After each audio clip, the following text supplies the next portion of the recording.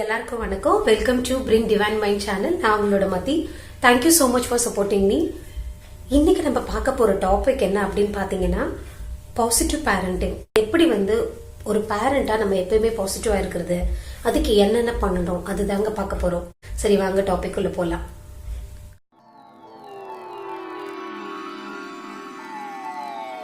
முதல் இம்பார்ட்டன்டான பாயிண்ட் என்ன அப்படின்னா, எப்பயுமே உங்களோட குழந்தைங்க நீங்க பாசிட்டிவ் சஜஷன்ஸ் மட்டும்தான் கொடுக்கணும். எப்பயுமேங்க என்ன சூழ்நிலை வந்தாலும் அது கொஞ்சம் கஷ்டம் தாங்க இனிஷியலா.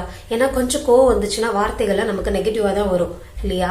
ஆனா அப்படி நெகட்டிவா வந்த போதிலும் சரி நம்ம நெகட்டிவா யூஸ் பண்றோம் அப்படின்ற ஒரு அவேர்னஸ் ஆகுது உங்களுக்கு வரணும்.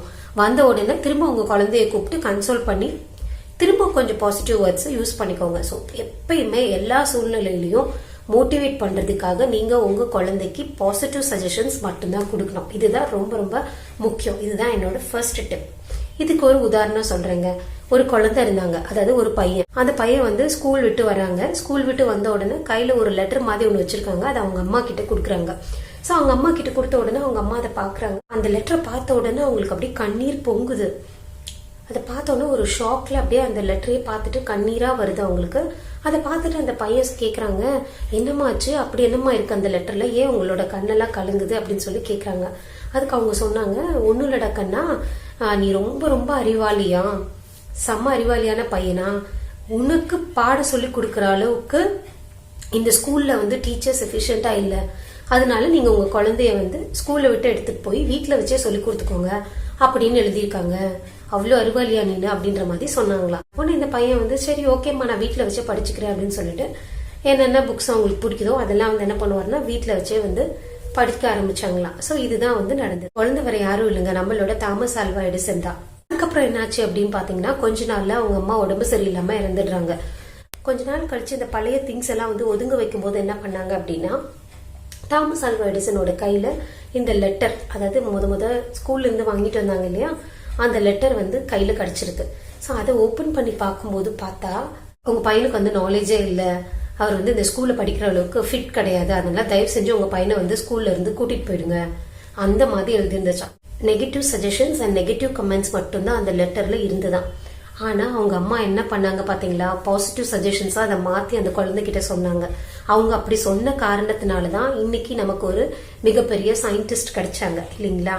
சோ அந்த மாதிரி நம்மளும் என்ன பண்ணோம் அப்படின்னா, எப்பயுமே என்ன சூழ்நிலையில நம்ம குழந்தைய பத்தி யாரு என்ன சொன்னாலும் நம்மளுக்கு ஒரு ட்ரஸ்ட் இருக்கணும், ஒரு நம்பிக்கை இருக்கணும். நம்ம குழந்தை நாளைக்கு ஃபியூச்சர்ல நல்லா தான் வருவோம் அப்படின்னு சொல்லிட்டு. சோ அந்த மாதிரி இருந்துச்சு அப்படின்னா கண்டிப்பா எல்லாமே பாசிட்டிவாவே தான் நடக்கும். ஃபர்ஸ்ட் இம்பார்ட்டன்ட் டிப், எப்பயுமே பாசிட்டிவான சஜஷன்ஸ் மட்டும்தான் நம்மளோட குழந்தைக்கு நம்ம கொடுக்கணும். ரெண்டாவது முக்கியமான விஷயம் என்ன அப்படின்னா, குழந்தைங்களுக்கு என்ன நல்லா வரும், அவங்களோட ஸ்ட்ரென்த் என்ன அப்படின்றத ஐடென்டிஃபை பண்ணி அவங்கள அதுல நல்ல ஃபோக்கஸ் பண்ண வைக்கணும். நம்ம யூஸ்வலாவே பேரண்ட்ஸ் மீட்டிங் போவோம் இல்லைங்களா? பேரண்ட்ஸ் மீட்டிங் போனா என்னங்க கேட்போம், குழந்தை நல்லா படிக்கிறானா, இந்த சப்ஜெக்ட் நல்லா படிக்கிறானா, அந்த சப்ஜெக்ட் நல்லா படிக்கிறானா, எல்லாமே நல்லா இருக்கானா, கிளாஸ்ல நல்ல டிசிப்ளினா இருக்கானா, அதெல்லாம் கேட்போம் இல்லையா? ஆனா ஒரு விஷயம் கேட்போமா, அவனுக்கு எது நல்லா வருது, அவனோட இன்ட்ரெஸ்ட் என்ன அப்படின்னு கேட்டிருக்கோமா என்னைக்காது? ஏன்னா நம்ம குழந்தைங்க நம்ம கிட்ட இருக்கிற நேரத்தை விட ஸ்கூல்ல தான் அதிகமான நேரம் இருக்காங்க இல்லைங்களா? சோ அவங்க டீச்சர்ஸ் தான் குழந்தைய நல்லா அப்சர்வ் பண்ண முடியும். சோ இனிமே பேரண்ட்ஸ் மீட்டிங் போனீங்கன்னா கண்டிப்பா உங்க குழந்தைக்கு என்ன விஷயம் நல்லா வருது, ஒருவேளை அது ஸ்போர்ட்ஸா இருக்கலாம், இல்ல மியூசிக்கா இருக்கலாம், இல்ல டான்ஸா இருக்கலாம், அந்த மாதிரி கேட்கலாம். அந்த மாதிரி கேட்டா உங்களுடைய குழந்தையோட உண்மையான ஸ்ட்ரென்த் என்ன அப்படின்றத நீங்க ஈஸியா புரிஞ்சுக்கலாம். சோ அதுல அவங்களை நீங்க என்கரேஜ் பண்ணலாம், மோட்டிவேட் பண்ணலாம். சோ அது ரொம்ப ரொம்ப முக்கியம். மூணாவது முக்கியமான விஷயம் என்ன அப்படின்னா, மாரல் ஸ்டோரிஸ் நிறைய சொல்லுங்க. அதாவது ஒரு கதை சொல்லிட்டு அந்த கதை மூலமா ஏதாவது ஒரு விஷயம் கத்துக்கிற மாதிரி இருக்கணும் உங்க குழந்தை. தூங்கும் போது நீங்க சொன்னாலும் சரி, இல்ல சும்மா சாப்பாடு ஊட்டும் போது சொன்னாலும் சரி, நிறைய கதைகள் சொல்லி சொல்லி பழக்கி விடுங்க. சோ அந்த கதையை சொல்லி முடிச்சதுக்கு அப்புறம் அவங்க கிட்டயே கன்க்ளூஷன் கேளுங்க. இந்த கதையில இருந்து நீங்க என்ன கத்துக்கிறீங்க, நீ என்ன இன்ஃபர் பண்ண, உனக்கு என்ன புரிஞ்சுது, அந்த மாதிரி அவங்க கிட்ட கேளுங்க. இல்ல இன்னொன்னு கூட பண்ணலாம். நீங்க என்னன்னா, அந்த கதையை நல்லா எக்ஸ்பிளைன் பண்ணி முடிச்சுட்டு நீ திரும்ப இந்த கதையை சொல்லு அப்படின்ற மாதிரி கேட்டீங்கன்னா அது இன்னும் அவங்களுக்கு அந்த ஆள் மனசுல நல்லா பதியும். இந்த மாதிரி பண்றதுனால என்ன ஆகும் அப்படின்னா, உங்களோட குழந்தைக்கு நல்ல எண்ணங்கள் மேம்படுறதுக்கான வாய்ப்புகள் அதிகமா இருக்குங்க. அடுத்து முக்கியமான விஷயம் என்ன அப்படின்னா, இப்ப நம்ம காலத்துல நிறைய பாடல்கள்லாம் இருக்கும். சில சாங்ஸ்லாம் பாத்தீங்கன்னா மோட்டிவேஷன் லைன்ஸ் இருக்கும், ரொம்ப ரொம்ப நல்ல பாடல்கள், நல்ல வரிகள்லாம் இருக்கும். அதெல்லாம் அவங்க கேட்கறதுக்கு வாய்ப்பே இருந்திருக்காது. சோ அந்த மாதிரி பாடல்கள்ல இருக்கக்கூடிய முக்கியமான வரிகள் அதெல்லாம் உங்களோட குழந்தைக்கு சொல்லுங்க. இந்த மாதிரி அந்த காலத்துல எல்லாம் இந்த மாதிரி சாங்ஸ் இருந்தது, அப்பெல்லாம் வந்து லிரிக்ஸ்க்கு இம்பார்ட்டன்ஸ் கொடுப்பாங்க, வரிகள்லாம் பாரு எப்படி எழுதியிருக்காங்கன்னு பாருங்க. அந்த மாதிரி எல்லாமே உங்களுக்கு பிடிச்ச விஷயங்களை அவங்ககிட்ட ஷேர் பண்ணுங்க. ஏன் அப்படின்னா அப்புறம் அது தெரியாமலே போயிடும் உங்க குழந்தைக்கு. சோ நம்ம கத்துக்கிட்ட நல்ல விஷயத்த இப்ப அவங்களுக்கு கத்துக்கிறதுக்கான வாய்ப்புகள் இல்லை. அதை சொல்லிக் கொடுக்க வேண்டியது நம்மளோட கடமை. சோ அதையும் நம்ம வந்து என்ன பண்ணணும் அப்படின்னா சொல்லிக் கொடுக்கணும்.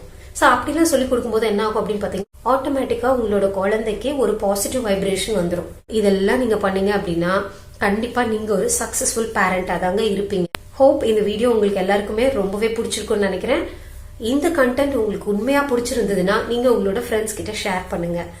இதை பத்தின உங்களோட ஒப்பீனியனையும் நீங்க கமெண்ட் பாக்ஸ்ல கமெண்ட் பண்ணலாம். இவ்வளவு நேரம் பொறுமையா லிசன் பண்ணதுக்கு நன்றி.